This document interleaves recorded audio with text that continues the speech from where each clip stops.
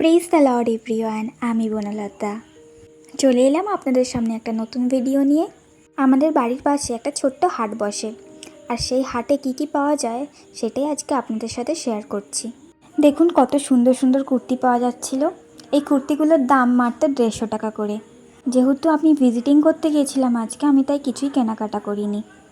আর এখানে যে ব্যাগগুলো আপনি দেখতে পাচ্ছেন সেগুলো মাত্র 100 টাকা করে, আর স্কুল ব্যাগগুলো মাত্র 250 টাকা করে।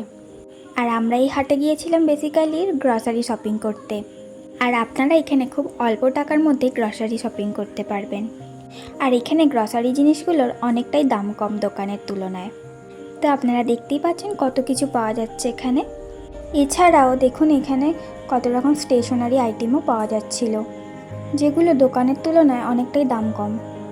আর এই পাখাটার দাম মাত্র 100 টাকা।